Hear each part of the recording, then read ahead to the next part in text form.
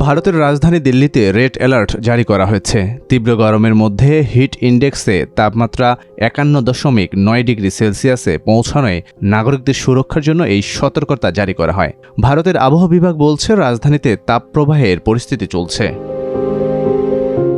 ভারতীয় বার্তা সংস্থা পিটিআই এর এক প্রতিবেদনে জানানো হয়েছে, দিল্লিতে প্রচণ্ড গরমের দাপটে ১১ জুন রেড অ্যালার্ট জারি করা হয়েছে।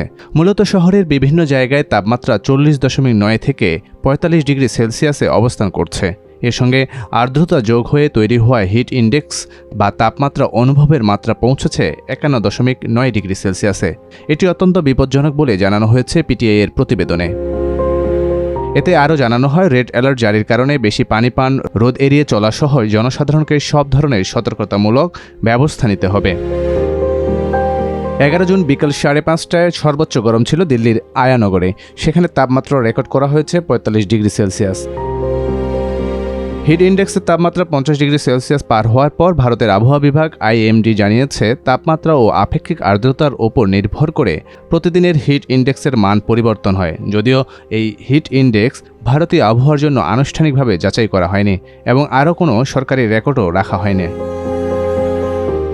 আইএমডি এর বিজ্ঞপ্তি অনুযায়ী দিল্লিতে বর্তমান তাপমাত্রা স্বাভাবিকের চেয়ে ৩ থেকে ৪ ডিগ্রি বেশি, ফলে তাপপ্রবাহ অব্যাহত রয়েছে। ১২ জুনও তাপমাত্রা ৪৩ থেকে ৩৫ ডিগ্রি সেলসিয়াস থাকার আশঙ্কা রয়েছে। সেই সঙ্গে ৪০ থেকে ৬০ কিলোমিটার গতির দমকা হাওয়া এবং সন্ধ্যা বা রাতে হালকা বৃষ্টি বা বর্জ্যবৃষ্টির সম্ভাবনা রয়েছে।